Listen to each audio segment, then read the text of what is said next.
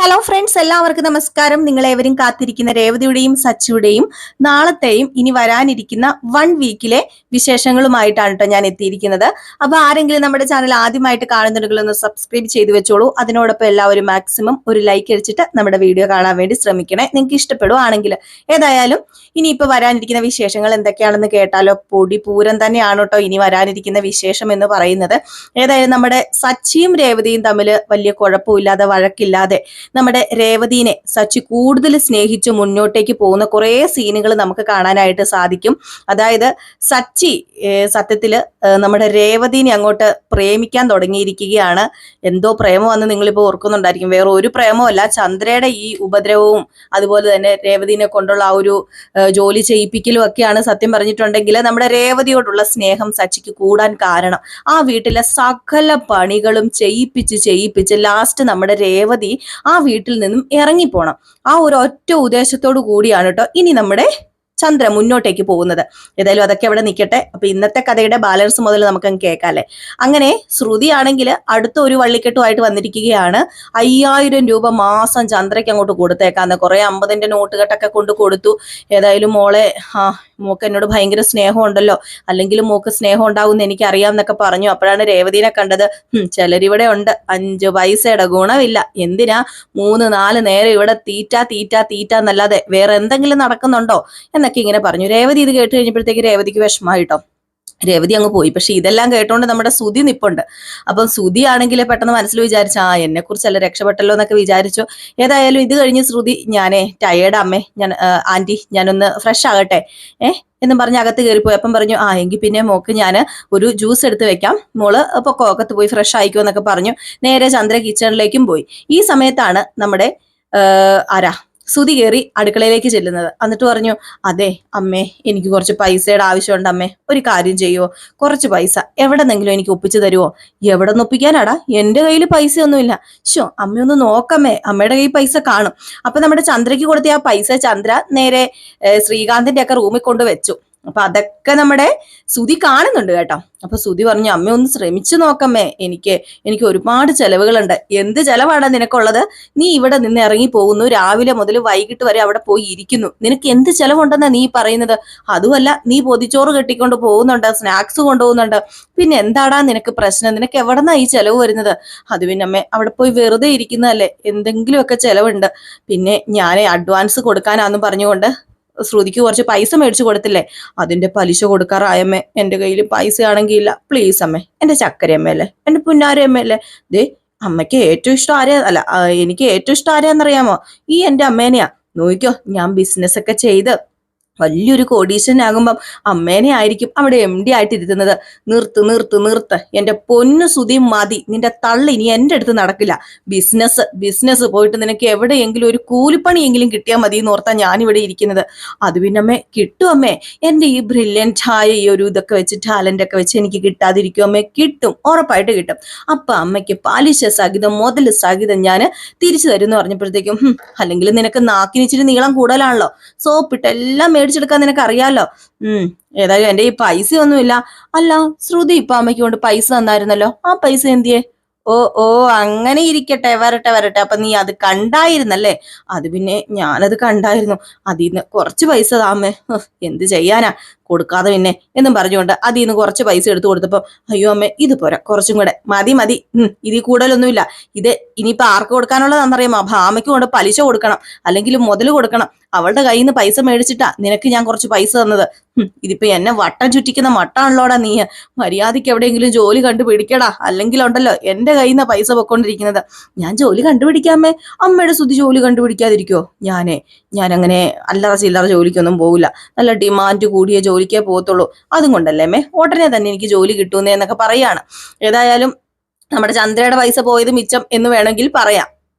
പിന്നെ കാണിക്കുന്ന സീൻ എന്ന് പറഞ്ഞാൽ നമ്മുടെ ചന്ദ്ര രവീന്ദ്രനും കിടക്കാൻ വേണ്ടിയൊക്കെ തുടങ്ങുകയാണ്. ആ ഒരു സമയത്താണ് നമ്മുടെ സച്ചി അങ്ങോട്ടേക്ക് വരുന്നത്. അപ്പൊ സച്ചി അങ്ങോട്ടേക്ക് വന്നപ്പോ, എന്താണ് നീ താമസിച്ചു പോയത്? അത് പിന്നെ എനിക്ക് കുറച്ച് ഓട്ടോ കൂടുതലുണ്ടായിരുന്നു വെച്ചാൽ അതാ താമസിച്ചു പോയതെന്ന് പറഞ്ഞപ്പോ, നീ ചെല്ല്. അല്ല രേവതി എന്തിയെ? അവള് കിച്ചണിലുണ്ടെന്ന് തോന്നുന്നു. കിച്ചണിലോ അതോ റൂമിലോ അങ്ങാണ്ടുണ്ട്, നീ ചെല്ലാൻ പറഞ്ഞു. അങ്ങനെ നമ്മുടെ സച്ചി അങ്ങോ അകത്തേക്ക് കയറിപ്പോയി. ചന്ദ്രയ്ക്കാണെങ്കിൽ ഒരു ഇതും ഇല്ലാട്ടോ, കാരണം കിടക്കാനൊക്കെ ഭയങ്കര അസ്വസ്ഥത കാണിക്കുകയാണ് ചന്ദ്രയാണെങ്കിൽ അങ്ങോട്ടും ഇങ്ങോട്ടൊക്കെ നടക്കുക. ഓഹ്, ഇതിനൊരു പരിഹാരം ഇതുവരെ കാണുന്നില്ലല്ലോ. ഏതായാലും സച്ചിനെ രേവതിനെ ഇറക്കി വിടണമല്ലോ അവിടുന്ന്. അങ്ങനെ നമ്മുടെ ചന്ദ്രയോട് പറഞ്ഞു, രവീന്ദ്രൻ പറഞ്ഞു, നീ ഒരു കാര്യം ചെയ്യ്, നീ അങ്ങോട്ടും ഇങ്ങോട്ടും നടക്കാതെ നീ പോയി കിടക്ക, നീ എന്തിനാ അങ്ങോട്ടും ഇങ്ങോട്ടും നടന്നത് വെറുതെ നിന്റെ സമയം കളയുന്നത്, നിനക്ക് എന്താ ഇരിക്കപ്പുറതി ഇല്ല അല്ലെ കിടക്കപ്പുറതി ഇല്ല എന്ന് ചോദിച്ചപ്പോഴത്തേക്കും എന്റെ പൊറുതിയെല്ലാം നഷ്ടപ്പെട്ടിട്ട് ഇപ്പൊ എന്നോട് ഇങ്ങനെ പറഞ്ഞാൽ മതിയല്ലോ എന്നൊക്കെ പറഞ്ഞുകൊണ്ട് പുറപുറാന്നൊക്കെ പറഞ്ഞ് നേരെ പോയി കിടന്നു. ഈ ഒരു സമയത്ത് രേവതിയുടെ അടുത്തേക്ക് കയറി ചെല്ലുകയാണ് സച്ചി രേവതിയുടെ അടുത്തേക്ക് കയറി ചെന്ന് കഴിഞ്ഞപ്പോഴത്തേക്കുമാണ് നമ്മുടെ രേവതി ചോദിച്ചു, അല്ല ഫുഡ് കഴിക്കുന്നില്ലേ? ഫുഡോ? ഫുഡൊക്കെ ഞാൻ പുറത്തുനിന്ന് കഴിച്ചെന്ന് പറഞ്ഞില്ലേ, ഇന്ന് കുറച്ച് താമസിച്ചു പോയി, പിന്നെ എന്റെ കൂടെ വണ്ടിയിലുണ്ടായിരുന്ന ആള് ഫുഡ് കഴിച്ചപ്പോഴത്തേക്കും എനിക്ക് ഫുഡ് മേടിച്ച് തന്നു എന്നൊക്കെ ഇങ്ങനെ പറഞ്ഞു. അപ്പോഴത്തേക്കും നമ്മുടെ രേവതി ചോദിക്കുക, അതെ ഞാനൊരു കാര്യം ചോദിക്കട്ടെ, അത് പിന്നെ അമ്മയ്ക്ക് പൈസ കൊടുക്കുന്നില്ലല്ലോ? ഏത് പൈസ? ഏതമ്മയ്ക്ക്? അല്ല, ഇവിടത്തെ അമ്മയ്ക്ക് നമ്മള് അങ്ങനെ പൈസയൊന്നും കൊടുക്കാറില്ലല്ലോ. ആര് പറഞ്ഞു പൈസ കൊടുക്കാറില്ലെന്ന്? അപ്പൊ സച്ചിയേട്ടൻ പൈസ കൊടുക്കാറുണ്ടോ മാസം മാസമോ? അതിനല്ലേ ഞാൻ ഇവിടുത്തെ ചെലവെല്ലാം നടത്തുന്നത്, ചെലവിനുള്ള പൈസ കൊടുക്കുന്നില്ലേ? അല്ല, ഈ പോക്കറ്റ് മണിയോ? പോക്കറ്റ് മണിയൊക്കെ എന്തിനാ അമ്മയ്ക്ക് കൊടുക്കുന്നത്? അതെന്താ നീ ഇപ്പൊ ഇങ്ങനെ ചോദിക്കാൻ കാരണം? അത് പിന്നെ ഇന്നേ ആ ശ്രുതിയില്ലേ പോക്കറ്റ് മണിയാന്നും പറഞ്ഞുകൊണ്ട് ഒരു കെട്ട് നോട്ട് കൊണ്ട് കൊടുക്കുന്ന കണ്ടു. ആര്? ശ്രുതിയോ? ആ അതേന്നെ, ശ്രുതി. ആ അതെന്തോ ഉണ്ടല്ലോ രേവതി, അങ്ങനെ പൈസ കൊണ്ട് കൊടുക്കുന്നുണ്ടെങ്കിൽ അതിന്റെ പിന്നിൽ എന്തോ ഉണ്ട്. ഞാൻ ഇന്ന് കണ്ടു സച്ചിയേട്ടാ, ഒരു കെട്ട് നോട്ട് കൊണ്ട് കൊടുത്തു. ഇനിയിപ്പൊ നമ്മളും പോക്കറ്റ് മണി കൊടുക്കണ്ടേ? ദേ എന്റെ പൊന്നു രേവതി, പോക്കറ്റ് മണി പോയിട്ട് നീ മിണ്ടാതിരുന്നോ? അവൾ അങ്ങനെ പൈസ കൊണ്ട് കൊടുത്തിട്ടുണ്ടെങ്കിൽ, ഇത്രയും നാൾ കൊടുക്കാതെ അവൾ അങ്ങനെ പൈസ കൊണ്ട് കൊടുത്തിട്ടുണ്ടെങ്കിൽ അതിന്റെ പിന്നിൽ എന്തെങ്കിലും ഉദ്ദേശം കാണില്ലേ? ഞാനും അത് ചിന്തിച്ചായിരുന്നു സച്ചേട്ടാ. അല്ല, എങ്കിലും നമ്മളോട് അമ്മയ്ക്ക് എന്തെങ്കിലും തോന്നുവോ? വെറുപ്പോ വിരോധമോ? അയ്യോ, പിന്നെ ഇതുവരെ വെറുപ്പും വിരോധവും ഒന്നും തോന്നിയിട്ടില്ലല്ലോ എന്റെ പൊന്നു രേവതി. അവളുടെ എന്തോ ഒരു പ്രശ്നമുണ്ട്, എന്തോ ഒരു കള്ളക്കളി ഉണ്ട് അവൾക്ക്. അല്ലെങ്കിൽ നീ ഒന്ന് ഓർത്തു നോക്കിക്കേ, അവളുടെ അച്ഛൻ മലേഷ്യയില എന്ന് പറയുന്നുണ്ട്. ഇതുവരെ അവളുടെ അച്ഛൻ വന്നോ മലേഷ്യന്ന്? വന്നില്ലല്ലോ. അപ്പം എന്തോ ഇതിന് പിന്നിലുണ്ട്. ഏതായാലും ഒരു ദിവസം പുറത്തു വരും, അപ്പൊ നമുക്ക് കാണാം. അല്ലാതെ പൈസ കൊടുത്ത് നീ കൂടുതൽ ഇനിയിപ്പം സ്നേഹമൊന്നും പിടിച്ചു പറ്റാൻ നോക്കണ്ട. പൈസ കൊടുത്താലും സ്നേഹിക്കില്ല, പൈസ കൊടുത്തില്ലെങ്കിലും സ്നേഹിക്കില്ല. പിന്നെ എന്തിനാ നീ വെറുതെ നമ്മുടെ പൈസ കളയേണ്ടത്? രേവതി ഒരു കാര്യം ചെയ്യുക, കിടക്കാൻ നോക്കാൻ പറയാണ്. ഏതായാലും സച്ചി അപ്പോഴും ഇങ്ങനെ ചിന്തിച്ചുകൊണ്ടിരിക്കാനോട്ട് എന്തായിരിക്കും പ്രശ്നം എന്ന് സച്ചിക്ക് അങ്ങോട്ട് പിടികിട്ടുന്നില്ല. അപ്പം നമ്മുടെ ശ്രുതിയല്ല വർഷം കൊണ്ട് പൈസ കൊടുത്തല്ലോ, പൈസയല്ല സ്വർണം കൊണ്ട് കൊടുത്തല്ലോ. അപ്പൊ അതും കൊണ്ടൊക്കെയാണ് സത്യം പറഞ്ഞു കഴിഞ്ഞിട്ടുണ്ടെങ്കിൽ നമ്മുടെ ശ്രുതി ഇങ്ങനെ ചെയ്യുന്നതെന്ന് സച്ചിക്ക് പിടികിട്ടുന്നില്ല. പക്ഷെ എന്തോ ഒരു കള്ളത്തരം ഉണ്ടെന്ന് സച്ചിക്ക് മനസ്സിലാവുകയാണ്. പിന്നെ കാണിക്കുന്ന സീൻ എന്ന് പറഞ്ഞാൽ പാതിരാത്രി ആയപ്പോഴത്തേക്കും നമ്മുടെ ചന്ദ്ര എണീറ്റ് അങ്ങോട്ടും ഇങ്ങോട്ടൊക്കെ നടക്കുകയാണ് കേട്ടോ. ഒരു ഇരിക്കപ്പുറതി കിട്ടുന്നില്ല ചന്ദ്രയ്ക്ക്. കിടക്കപ്പുറതി എന്ന് വേണമെങ്കിൽ പറയാം, കിടന്നിട്ടാണല്ലോ എണീറ്റ് നടക്കുന്നത്. അപ്പോഴത്തേക്ക് പെട്ടെന്ന് രവീന്ദ്രൻ എണീറ്റിട്ട് ചോദിച്ചു, ഇത് എന്ത് പറ്റി, നീ എന്താ ഇങ്ങനെ അങ്ങോട്ടും ഇങ്ങോട്ടും ഒക്കെ നടക്കുന്നത്? അത് പിന്നെ എനിക്ക് അത്യാവശ്യമായിട്ട് നിനക്ക് ഇപ്പൊ എന്താ ചെയ്യേണ്ടത്? അത് പിന്നെ എനിക്ക് അത്യാവശ്യമായിട്ട് ഇപ്പൊ ടോയ്ലറ്റ് വരെ ഒന്ന് പോണം. ടോയ്ലറ്റോ? എന്റെ പൊന്നു മനുഷ്യ, എനിക്കൊന്ന് മൂത്രം ഒഴിക്കാൻ പോണെന്ന്. ആണോ? അതിനിപ്പോ നീ മൂത്രം ഒഴിക്കാൻ പോകണം? അതിന് ഞാൻ എവിടെ പോവും? ഹോളിലാണെങ്കിൽ ഒരു കോമൺ ആയിട്ടുള്ള ബാത്റൂം പണിയാൻ പറഞ്ഞപ്പം അന്ന് പണിതുമില്ല. എന്നിട്ട് ഞാൻ എവിടെയാ പോകേണ്ടത്? ഒരു റൂമില് സച്ചി, ഒരു റൂമില് ശ്രീകാന്ത്, ഒരു റൂമില് സുധി. ഞാൻ എവിടെ പോകും? ഇപ്പൊ അതാണോ നിന്റെ പ്രശ്നം? എടി, നിനക്കൊരു കാര്യം ചെയ്യത്തില്ലായിരുന്നോ? ഇതൊക്കെ നേരത്തെ ചെയ്തു വെക്കണ്ടേ? പിന്നെ ഇത് നേരത്തെ ചെയ്തു വെക്കാൻ ഇതെന്താ? അതെ, ഇതൊക്കെ എപ്പോഴാ വരുന്നതെന്ന് നമുക്കറിയാൻ പറ്റുമോ? എന്റെ പൊന്നു രവിയേട്ട, എനിക്കിപ്പൊ പോയേ പറ്റൂ, അല്ലാതെ കിടന്നിട്ട് ഉറക്കം വരുന്നില്ല എന്ന് പറഞ്ഞു. എങ്കിൽ പിന്നെ നീ ഒരു കാര്യം ചെയ്യ, നീ ശ്രീകാന്തിന്റെ റൂമിലൊന്ന് പോയി തട്ടി നോക്കാൻ പറഞ്ഞു. അങ്ങനെ ശ്രീകാന്തിന്റെ റൂമിൽ തട്ടി, അതുപോലെ സുധിയുടെ റൂമിൽ തട്ടി, ഒന്നും തുറക്കുന്നില്ല. ചന്ദ്രയ്ക്കാണെങ്കിൽ മൂത്രം ഒഴിക്കുന്ന മട്ടാണ് ചന്ദ്ര. അപ്പൊ രവീന്ദ്രൻ പറഞ്ഞു, എങ്കിൽ പിന്നെ നീ ഒരു കാര്യം ചെയ്യ, പുറത്ത് ഒരു ബാത്റൂം ഉണ്ടല്ലോ, അവിടെ പോകാം. അവിടെ എങ്ങനെയാ രവിയേട്ടാ പോകുന്നത്? അവിടെ മൊത്തം ക്ലീൻ ആക്കണ്ടേ? അത് സാരമില്ല. അല്ല, ഇവിടെ സച്ചി രേവതി ഉണ്ടല്ലോ, ഞാൻ അവിടെയും കൂടെ ഒന്ന് ചോദിച്ചു നോക്കട്ടെ. വേണ്ട, എനിക്ക് മനസ്സിലായി. ഇപ്പൊ സച്ചിനെ രേവതിനെ ഉണർത്താനൊന്നും പോണ്ട. അവനാണെങ്കിൽ ഇപ്പൊ വന്ന് കിടന്നതേ ഉള്ളൂ, അവന് ഭയങ്കര ക്ഷീണമാ. അവനിപ്പൊ ഡ്രൈവിംഗ് ഒക്കെ കഴിഞ്ഞ് വന്നതല്ലേ, അതുകൊണ്ട് അവനെ ഉണർത്തണ്ട, നീ വാന്നും പറഞ്ഞ് വിളിച്ചോണ്ട് പോയി പുറത്തെ ബാത്റൂമിലേക്ക് കൊണ്ടുപോയി കേട്ടോ. അങ്ങനെ നമ്മുടെ ചന്ദ്ര ടോയ്ലറ്റിലൊക്കെ പോയിട്ട് വന്നു. അപ്പോഴത്തേക്കുമാണ് ചന്ദ്ര പറയുന്നത്, അത് പിന്നെ രവിയേട്ടൻ, ഞാൻ ഇതാ പറഞ്ഞത്, ഇത് ശരിയാവൂല, നമുക്കൊരു കാര്യം ചെയ്യാം. ഞാൻ പറഞ്ഞ കാര്യം സച്ചേട്ടൻ എന്നല്ല കേട്ടോ, സോറി, രവിയേട്ടൻ കാര്യമായിട്ട് ആലോചിച്ചിട്ട് പറയാന്നല്ലേ പറഞ്ഞത്. നമ്മുടെ രേവതിനെയും സച്ചിനെയും ഒരു വേറെ സ്ഥലത്താക്കുന്ന കാര്യം എന്താ? രവിയേട്ടൻ തീരുമാനം എടുത്തോ? രവിയേട്ടൻ തീരുമാനം എടുത്തു. എന്റെ പൊന്നു ചന്ദ്രേ, നമ്മളല്ലേ ഇപ്പം വെളിയിലായിരിക്കുന്നത്. ഇപ്പൊ 3 പേർക്കും ഇവിടെ റൂമുണ്ട്, നമുക്കല്ലേ റൂമില്ലാത്തത്? എങ്കിൽ പിന്നെ നമുക്ക് എന്തുകൊണ്ട് പുറത്ത് പോയി താമസിച്ചൂടാ?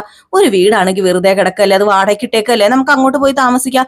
അയ്യോ, ആ വീട്ടിലെ വാടക കൊണ്ടല്ലേ ഇവിടുത്തെ കാര്യങ്ങളൊക്കെ നടന്നു പോകുന്നത്. നിങ്ങളുടെ പെൻഷൻ കാശ് കൊണ്ട് മാത്രം എല്ലാം നടന്നു പോവുമോ?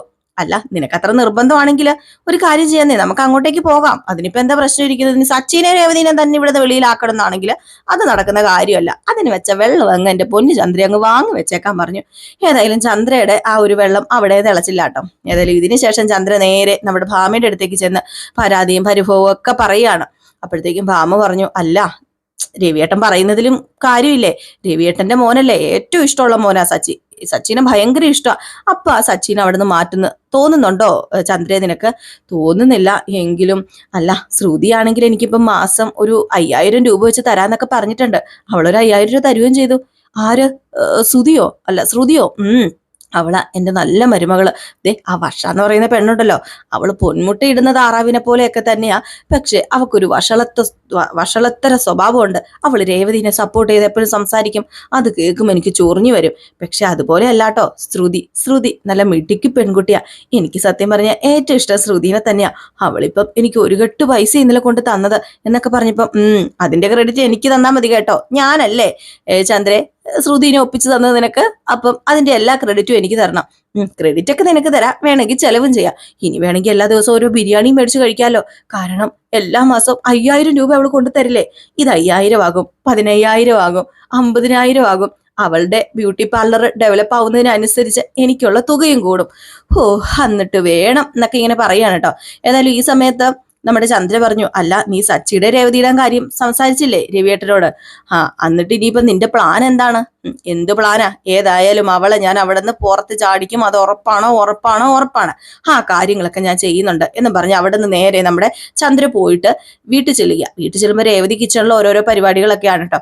അപ്പോഴത്തേക്കും രാവിലെ ആകുന്നു, നേരം വെളുക്കുന്നു, രാവിലെ ആകുന്നു. എന്നിട്ട് രേവതി കിച്ചണിൽ ഓരോ പരിപാടികളൊക്കെ എന്ന് പറഞ്ഞിട്ടുണ്ടെങ്കിൽ ബ്രേക്ക്ഫാസ്റ്റ് ഉണ്ടാക്കുന്ന തിരക്കിലാണ്.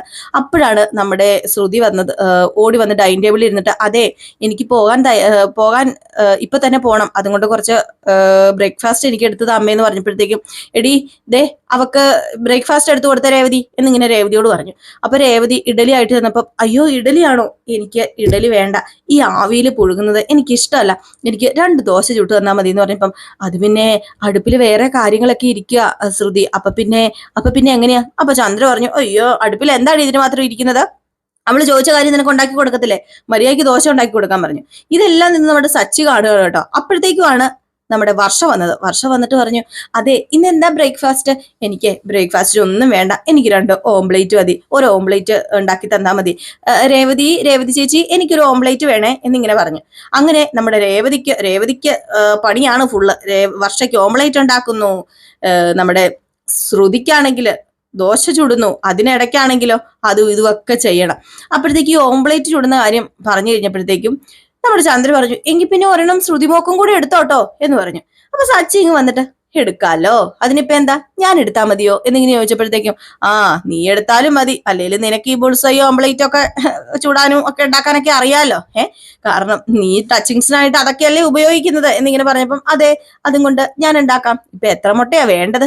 2 മുട്ട ഇട്ടാ മതിയോ എന്നിങ്ങനെ ചോദിച്ചപ്പോഴത്തേക്കും നമ്മുടെ ചന്ദ്ര പറഞ്ഞ, 2 മുട്ട, 2 മുട്ട പൊട്ടിച്ചാൽ മതിയല്ലോ, 2 മുട്ട പൊട്ടിച്ചാൽ മതി, നീ പെട്ടെന്ന് ഉണ്ടാക്കാൻ പറഞ്ഞു. എന്ത് ചെയ്തു? നമ്മുടെ സച്ചി മുട്ട എടുത്തുകൊണ്ട് ഇങ്ങ് വന്നു ഹോളിലേക്ക് ഫ്രിഡ്ജിൽ നിന്ന്. എന്നിട്ട് ദേ ആദ്യത്തെ ഒരു മുട്ട ഇട്ടു കേട്ടോ, ദേ അത് പൊട്ടി. 2ാമത്തെ മുട്ട ഇട്ടു, അത് പൊട്ടി. മതിയോ? ഇപ്പൊ സെറ്റപ്പ് ആയിട്ടില്ലേ എന്ന് ചോദിച്ചപ്പോഴത്തേക്കും പെട്ടെന്ന് നമ്മുടെ ശ്രുതി വർഷയെ ചാടി എണീറ്റിട്ട് വർഷ പറഞ്ഞു, നിങ്ങൾ എന്താ ഈ കാണിക്കുന്നതെന്ന് ചോദിച്ചപ്പം, എന്താ കാണിക്കുന്നതെന്ന് മനസ്സിലായില്ലേ? അതെ, അവളും ഒരു മനുഷ്യ സ്ത്രീയാ, നിങ്ങൾക്കത് അറിയത്തില്ലായിരിക്കാം, പക്ഷെ അവൾ എന്റെ ഭാര്യ. ദേ ഞാനൊരു കാര്യം പറഞ്ഞേക്കാം, പണി എടുപ്പിക്കുന്നതിനൊരു പരിധിയുണ്ട്. ഇതെന്താ ഹോട്ടൽ വല്ലതാണോ? ഓരോരുത്തർക്ക് ഇഷ്ടമുള്ള ഫുഡ് ഓർഡർ ചെയ്യുമ്പോൾ എന്റെ ഭാര്യ ഉണ്ടാക്കി തരാൻ? അത് ഇവിടെ നടക്കില്ല, അത് ഇവിടെ പറ്റില്ല എന്ന് പറഞ്ഞപ്പോൾ ശ്രുതി പറഞ്ഞു, എനിക്കൊന്നും വേണ്ടമ്മേ, ഞാൻ വെളിയിൽ പോയി കഴിച്ചോളാം. അപ്പൊ വർഷയും പറഞ്ഞു, അല്ലെങ്കിലും എനിക്കൊന്നും വേണ്ട, രേവതി ചേച്ചി ഉണ്ടാക്കുന്നത് എനിക്ക് ഒത്തിരി ഇഷ്ടമാണ്, അതുകൊണ്ടാണ് ഞാൻ ചേച്ചിയോടെ ഉണ്ടാക്കി തരാൻ പറഞ്ഞത്. ഇനിയിപ്പൊ എനിക്ക് അതിന്റെ കാര്യമില്ല എന്ന് പറഞ്ഞ് ഇറങ്ങി പോയിട്ടോ. സച്ചിയാണെങ്കിൽ അവിടെ കിടന്നങ്ങോട്ട് തുള്ളുകയാണ്. അല്ലെങ്കിൽ ഇപ്പൊ എന്താ ഒരു നേരം ആഹാരം കഴിച്ചില്ലെന്ന് ഓർത്തു, കുഴപ്പമൊന്നുമില്ലല്ലോ, അവര് പോട്ടെ എന്ന് പറഞ്ഞപ്പോ ചന്ദ്ര പറഞ്ഞു, എടാ എടാ കാലമാടാ, നീ എന്താണ് ഈ കാണിച്ചതെന്ന് ചോദിച്ചപ്പോ, എന്ത് കാണിക്കാനാ, ഒരു നേരത്തെ ആഹാരം കഴിച്ചില്ലെന്ന് ഓർത്ത് യാതൊന്നും സംഭവിക്കാൻ പോകുന്നില്ല, രേവതി ഞാൻ പോവാന്ന് പറഞ്ഞ് രേവതി അല്ല സച്ചി അങ്ങ് പോയി. പിന്നെ രേവതിയാണ് ഉള്ളത്. പിന്നെ എന്താ ചെയ്യുക, നമ്മുടെ ചന്ദ്ര രേവതിനെ അവിടെ ഇട്ട് പോരിച്ചു വാർത്തു കോരുകയാണ്. ഏതായാലും അതൊക്കെ കഴിഞ്ഞിട്ടാണ് നമ്മുടെ രേവതിക്ക് മുട്ടം പണി കൊടുക്കുന്നത് ചന്ദ്ര. എന്താണെന്ന് ചോദിച്ചാൽ കുറച്ച് ചിക്കനും മീനും ഒക്കെ മട്ടനും ഒക്കെ മേടിച്ചുകൊണ്ട് വരാൻ വേണ്ടി ടൗണിലേക്ക് വിടുകയാണ്. അവിടെ വെച്ച് നമ്മുടെ രേവതിയുടെ അമ്മേനെ കാണുന്നു. അമ്മ ചോദിക്കുന്നു, നിന്റെ താലിമാല എന്തിയെന്നൊക്കെ. അവിടെ നിന്ന് അമ്മ കൂട്ടിക്കൊണ്ട് നേരെ വീട്ടിൽ പോകുന്നു. അവിടെ നടന്ന സംഭവങ്ങളൊക്കെ നമ്മുടെ രേവതി പറയുന്നു. ലാസ്റ്റ് രേവതിയുടെ അമ്മ പറയാണ്, സാരമില്ല, ലക്ഷ്മി പറയാണ്, സാരമില്ല, എങ്ങനെയെങ്കിലും കടിച്ചു പിടിച്ച് നിൽക്കുക, അപ്പൊ എന്ത് ചെയ്യാനാ, ഒന്നും ചെയ്യാൻ പറ്റില്ലല്ലോ, പിന്നെ നിന്റെ ഭർത്താവ് നിന്റെ കൂടെ ഉണ്ടല്ലോ എന്ന് പറഞ്ഞ് സമാധാനിപ്പിച്ചിട്ട് തിരിച്ച് വീട്ടിലേക്ക് അയക്കുകയാണ്. ഏതായാലും തിരിച്ച് സാധനമൊക്കെ മേടിച്ചുകൊണ്ട് വരുന്ന നമ്മുടെ രേവതിനെ ഇട്ട് കൊല്ലാക്കൊല ചെയ്യാണ് കേട്ടോ ചന്ദ്ര. അവിടെയുള്ള എല്ലാ പണികളും, ചിക്കൻ സൂപ്പ്, വർഷയ്ക്ക് ചിക്കൻ സൂപ്പ്, നമ്മുടെ ശ്രുതിക്ക് എന്താ മീൻ ഫ്രൈയോ മീൻ കറിയോ, അങ്ങനെ പലർക്കും പല വിഭവങ്ങൾ ഇപ്പൊ തന്നെ ഉണ്ടാക്കി വെക്കണം എന്ന് പറഞ്ഞ് അവിടെ മൊത്തം പണിയും നമ്മുടെ രേവതിനെ കൊണ്ട് ചെയ്യിക്കുക. അപ്പൊ രേവതി ഒരു മണിക്കൂർ 2 മണിക്കൂറും കൊണ്ട് എല്ലാ പണിയും ചെയ്ത് തീർത്തു. അപ്പോഴത്തേക്കും എന്ത് ചെയ്തു, കുറെ തുണി അലക്കാൻ വേണ്ടി തുണികളും എടുത്ത് അങ്ങ് ഇട്ട് കൊടുത്തു. പിന്നെ രേവതി അതൊക്കെ ചെയ്ത് കേട്ടോ. നമ്മുടെ രേവതി ഒത്തിരി ടയേർഡായി പോയായിരുന്നു. അങ്ങനെ രേവതി ഇങ്ങനെ പാത്രം കഴുകിക്കൊണ്ടൊക്കെ ഇരിക്കുമ്പോഴത്തേക്ക് രാത്രി സച്ചി വരുന്നു. സച്ചി വന്നു കഴിയുമ്പോൾ രേവതിനെ കണ്ടതേ സച്ചിക്ക് മനസ്സിലാകും, ആകെ മൊത്തം നമ്മുടെ രേവതി കുഴഞ്ഞ് തളർന്ന് നിൽക്കുകയാണെന്ന്. അങ്ങനെ സച്ചി പറഞ്ഞു, ബാ നമുക്ക് വന്ന് കിടക്കാന്ന് പറയുമ്പോൾ ഇതൊക്കെ കഴുകി വെക്കാനുണ്ടെന്ന് പറഞ്ഞു. ഇതെന്താ, ഇത് മറ്റുള്ളവർ നിന്ന പാത്രമല്ലേ, ഇത് അവർക്ക് കഴുകി വെക്കത്തില്ലേന്ന് ചോദിച്ചപ്പോ, അത് പിന്നെ അവര് കഴിച്ചിട്ട് പോയതല്ലേ, ഓഹോ അത് കൊള്ളാം, അപ്പൊ നീ ഇന്നിവിടെ എന്തൊക്കെ പണി ചെയ്തു. അപ്പൊ പണിയുടെ കണക്കെല്ലാം നമ്മുടെ രേവതി പറഞ്ഞു കഴിഞ്ഞപ്പോ സച്ചിക്ക് ഒരുപാട് സങ്കടം തോന്നുകയാണ് കേട്ടോ. സങ്കടം എന്ന് പറഞ്ഞാൽ സങ്കടം സഹിക്കാൻ പറ്റുന്നില്ല നമ്മുടെ സച്ചിക്ക്. രേവതി, നീ എന്താ രേവതി ഈ കാണിക്കുന്നത്, നീ അവർക്ക് വേണ്ടി ഇതുണ്ടാക്കി അതുണ്ടാക്കി എന്നൊക്കെ പറയുന്നു, നീ നിനക്ക് വേണ്ടി എന്താ ചെയ്തതെന്ന് ചോദിച്ചപ്പോ, ഞാൻ എനിക്ക് വേണ്ടി എന്താ ചെയ്തത്, ഞാൻ എനിക്ക് വേണ്ടി ജോലി ചെയ്തു, ഈ വീട്ടിലെ ജോലി മുഴുവൻ ചെയ്തു, അതുകൊണ്ട് എനിക്ക് ഈ വീട്ടിലെ എല്ലാവരും കഴിച്ചു കഴിഞ്ഞിട്ടാണെങ്കിലും കുറച്ച് ഭക്ഷണം കിട്ടിയില്ല കഴിക്കാൻ, എൻ്റെ വയറ് നിറഞ്ഞില്ലേ, അത് മതി എനിക്ക് എന്നിങ്ങനെ പറയാ. സത്യമായിട്ട് നമുക്ക് ആ ഒരു അവസ്ഥ വരുമ്പോൾ ഉണ്ടല്ലോ, നമുക്ക് ആ രേവതി നമുക്ക് സത്യം പറഞ്ഞിട്ടുണ്ടെങ്കിൽ നമ്മുടെ മനസ്സിനെ അങ്ങോട്ട് വല്ലാണ്ട് അങ്ങ് ടച്ച് ചെയ്യും കേട്ടോ. കാരണം അത്രയ്ക്ക് ഫീലിങ്സ് ആയിട്ടാണ് രേവതി പറയുന്നത്. നമ്മുടെ സച്ചി ഇത് കേട്ട് കഴിയുമ്പോൾ വല്ലാണ്ടായി പോവുകയാണ് കേട്ടോ. സച്ചി അങ്ങ് വല്ലാണ്ട് അങ്ങ് ആയി പോവുകയാണ്. സച്ചി പിറ്റേ ദിവസം അവിടെ അത്രയും പ്രശ്നം ഉണ്ടാക്കുന്നുണ്ട് നമ്മുടെ രേവതിനെ കൊണ്ട് പണിയെടുപ്പിച്ചത് കൊണ്ട്. എങ്ങനെ പ്രശ്നം ഉണ്ടാക്കാതിരിക്കും അല്ലേ? കാരണം ചന്ദ്ര അതുപോലെയുള്ള ദ്രോഹമാണ് ചെയ്യുന്നത്. ഏതെങ്കിലും അമ്മായിയമ്മമാർ ഇത് കേൾക്കുന്നുണ്ടെങ്കിൽ ഞാനൊരു കാര്യം പറയട്ടെ, ഒരിക്കലും ഒരു മരുമകളെ കൊണ്ട് ഇങ്ങനെ ഇത്രയും ജോലി ചെയ്യിപ്പിക്കരുത് കേട്ടോ. കാരണം ഒന്ന് ഓർത്തു നോക്കിയാൽ നമ്മുടെ രേവതിയുടെ ഒരു അവസ്ഥ. എനിക്കറിയാം എല്ലാവരും അതുപോലെയൊന്നും അല്ല, എങ്കിലും ഇതുപോലെ അനുഭവിക്കുന്നവരൊക്കെ കാണുമായിരിക്കും. അങ്ങനെ ആരെങ്കിലും ഒക്കെ ചെയ്യിപ്പിക്കുന്നുണ്ടെങ്കിൽ, ഏതെങ്കിലും അമ്മായിയമ്മമാര് കാണുന്നുണ്ടെങ്കിൽ ദേവി ഇത് പണി ചെയ്യിപ്പിക്കണം, ഇതുപോലെ പണി ചെയ്യിപ്പിക്കരുത് കേട്ടോ. കാരണം ഒത്തിരി സങ്കടം തോന്നിയ ഒരു കാര്യമാണ് എനിക്കത്. ഒരു ജോലിയില്ല, ഒരു വേലയില്ല എന്നും പറഞ്ഞുകൊണ്ട് ഒരു പൊന്നിനെ ഇതുപോലെ ഒരു വീട്ടിലെത്തി പണി ചെയ്യിപ്പിക്കുക എന്നൊക്കെ പറഞ്ഞാൽ അത്യാവശ്യം പണിയൊക്കെ ചെയ്യിക്കാം, അതിന് കുഴപ്പമൊന്നുമില്ല. നമ്മളൊരു വീട്ടിൽ നിന്ന് മറ്റൊരു വീട്ടിൽ ചെല്ലുമ്പം അവിടുത്തെ കാര്യങ്ങളും അവിടുത്തെ ചിട്ടകളും പറഞ്ഞ് പണിയൊക്കെ ചെയ്യണം, അല്ലാതെ അങ്ങനെയാണ് വേണ്ടത്. പക്ഷെ ഇതൊരു അതിര് കടന്നു പോയ പോലെ ആയി പോയില്ലേ. ഏതായാലും നമുക്ക് കാത്തിരുന്ന് തന്നെ കാണാം ഇനിയൊക്കെ എന്തൊക്കെയാ സംഭവിക്കാൻ പോകുന്നതെന്ന്. ഏതായാലും നമ്മുടെ സച്ചി രേവതിക്ക് ഇഷ്ടമുള്ള ചിക്കൻ 65 അങ്ങനെ എന്തൊക്കെയോ കുറെ സാധനങ്ങളൊക്കെ മേടിച്ചുകൊണ്ട് വരുന്നുണ്ട് കേട്ടോ നമ്മുടെ രേവതിക്ക് വേണ്ടി. ഏതായാലും അതുപോലെ തന്നെ നമ്മുടെ സുധി ഇനി പെടാൻ പോവുകയാണ്. അപ്പൊ അതൊക്കെ നമുക്ക് കാത്തിരുന്ന് തന്നെ കാണാം. അടുത്ത നയനയുടെയും ആദർശിന്റെയും വിശേഷമാണ്. അതുമായിട്ട് വരുന്നവരെ എല്ലാവർക്കും ടാറ്റാ ബൈ ബൈ.